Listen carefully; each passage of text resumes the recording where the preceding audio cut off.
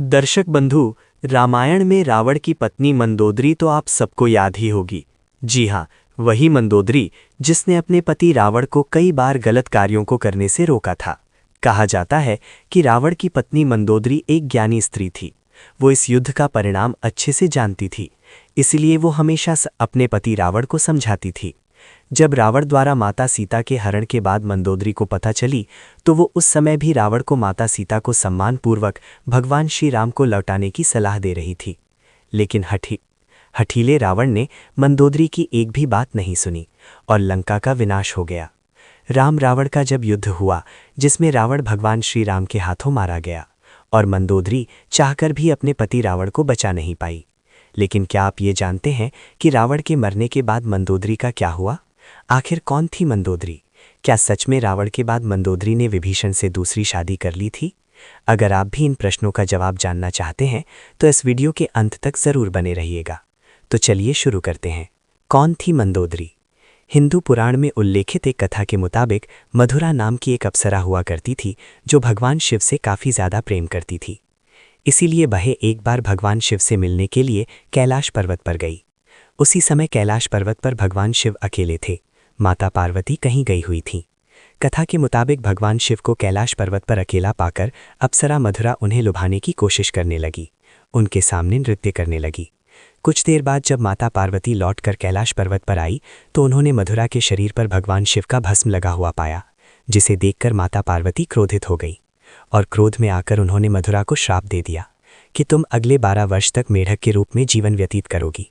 माता पार्वती का श्राप और क्रोध देखकर मधुरा डर गई और हाथ जोड़कर उनसे माफी मांगने लगी, जिसके बाद माता पार्वती ने उसे कहा कि सही समय आने पर तुम श्राप मुक्त हो जाओगी। और जैसा कि माता पार्वती ने श्राप दिया था, अप्सरा मधुरा तुरंत ही मेंढकी बन गई, जिसके बाद वो धरती लोक और तालाबों में विचरण करने लगी। मेंढक रूपी मधुरा पृथ्वी लोक पर किसी तरह अपने दिन गुजार रही थी। लेकिन तभी एक दिन अचानक एक भयंकर सर्प मेंढकी मधुरा को खाने के लिए उसके पीछे पड़ गया। मेंढकी मधुरा अपनी जान बचाने के लिए भागने लगी और भागते भागते ऋषि मुनियों के आश्रम में पहुंच गई, जहां उन्होंने खीर बनाने के लिए खीर का बहुत बड़ा बर्तन लकड़ी के चूल्हे पर चढ़ाया हुआ था। जब सांप ने मेंढकी मधुरा को दौड़ाया तो वो उछलकर उसी खीर के बर्तन पर बैठ गई। जब सांप उसके पीछे आया तो वो उससे बचने के लिए बर्तन के एक छोर से दूसरे छोर पर उछल गई। सांप भी उसके पीछे मेंढकी को पकड़ने के लिए उस बर्तन पर चढ़ गया और दूसरे छोर पर जाने की कोशिश करने लगा, लेकिन दुर्भाग्य से वो फिसलकर खीर के बर्तन में गिर गया और खीर गर्म होने के कारण गिरते ही वो मर गया। किंतु मेंढकी बनी उस मधुरा को ये चिंता सताने लगी कि जब संत मुनि यहाँ आएंगे और ये खीर खाएंगे तो जहरीले सांप की वजह से उनकी मृत्यु हो जाएगी, और मधुरा ये हरगिज नहीं चाहती थी। उसकी वजह से संत ऋषियों की जान चली जाएगी। इसलिए वो वहीं बैठकर ऋषियों का इंतजार करने लगी। जैसे ही ऋषि मुनि आए, वो उनके सामने ही तुरंत खीर के बर्तन में कूद गए। ऋषियों ने मेंढकी को बर्तन में कूदते हुए देख लिया, इसीलिए उन्होंने सोचा कि अब तो ये खीर खाने योग्य नहीं है, और उन्होंने खीर को वहीं फैला दिया। खीर फैलाने पर उन्होंने देखा कि उस बर्तन में मेंढकी के अलावा एक सांप भी मरा हुआ है। ये देखकर सप्तर्षि तुरंत समझ गए कि इस मेंढकी ने हम रश की जान बचाने के लिए अपने प्राणों का बलिदान दे दिया।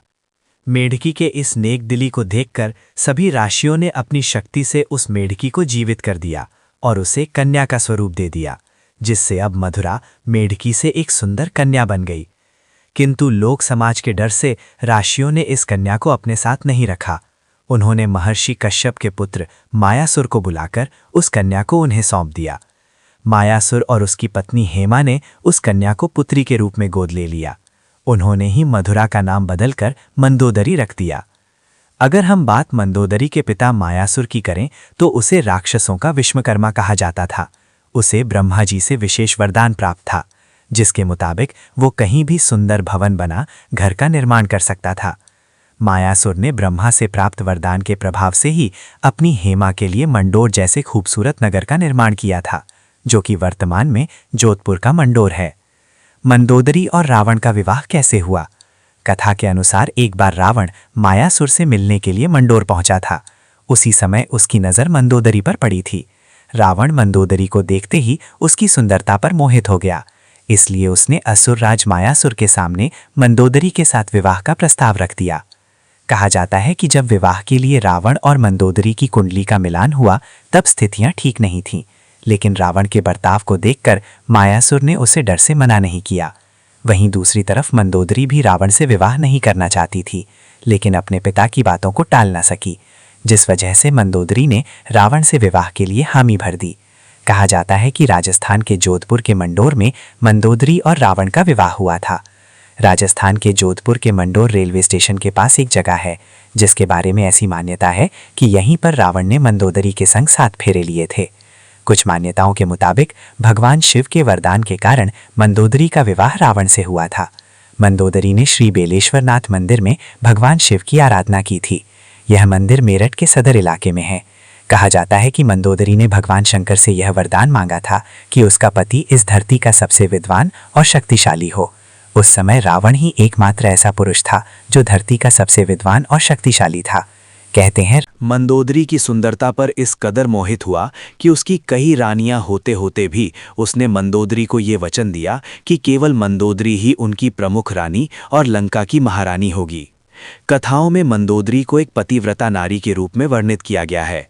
वो मंदोदरी ही थी जिसने अपने पति रावण के मनोरंजन के लिए शतरंज के खेल का प्रारंभ किया था।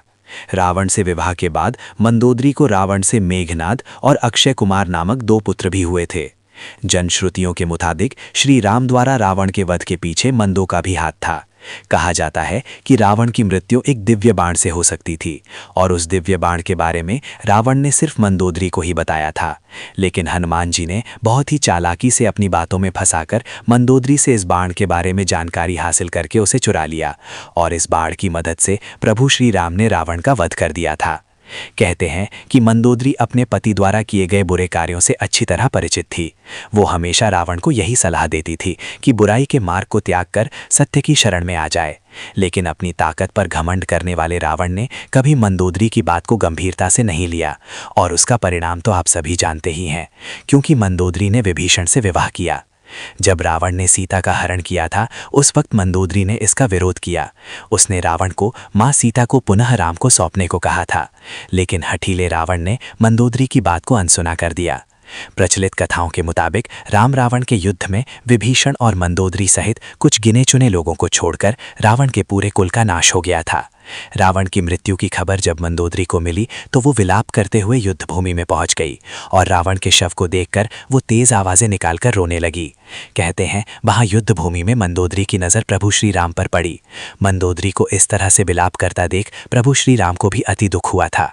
लंका के सुखद भविष्य के लिए श्री राम ने विभीषण को लंका का राजपाट सौंप दिया था और उन्होंने मंदोदरी के सामने विभीषण से विवाह करने का प्रस्ताव रखा था, लेकिन उस समय मंदोदरी ने इसका कोई उत्तर नहीं दिया। इसके बाद प्रभु श्री राम अपनी पत्नी सीता और भाई लक्ष्मण के साथ वापस अयोध्या लौट गए। वहीं दूसरी तरफ मंदोदरी ने रावण के वियोग में खुद को लंका के महल के कमरे में कैद कर लिया। बहुत दिनों तक इस कमरे में कैद रहने के बाद वो बाहर निकली और फिर उसने विभीषण से विवाह कर लिया। लेकिन कुछ विद्वान इस बात को सीधे तौर पर नकारते हैं। उनका मानना है कि ये असत्य की वदंतियां हैं, इनका सच्चाई से कोई भी लेना देना नहीं है। दरअसल इन विद्वानों के मुताबिक मंदोदरी एक पतिव्रता नारी थी। वो अपने पति के प्रति पूरी तरह से समर्पित थी। इतनी महान ज्ञानी और पतिव्रता नारी ऐसा निर्णय नहीं ले सकती। ऐसे में रावण की मृत्यु के बाद मंदोदरी का विभीषण से विवाह करना एक किंवदंती के अलावा और कुछ नहीं है। वैसे दर्शक बंधु, आपको क्या लगता है कि क्या मंदोदरी ने विभीषण से दूसरा विवाह किया था? कमेंट में ज़रूर बताइए। इस वीडियो में फिलहाल इतना ही। उम्मीद है आपको आज की ये वीडियो पसंद आई होगी। अगर हाँ, तो इस वीडियो को लाइक करके और हमारे जीवन ज्ञान गंगा यूट्यूब चैनल को सब्सक्राइब ज़रूर करें। जय जय श्री राम।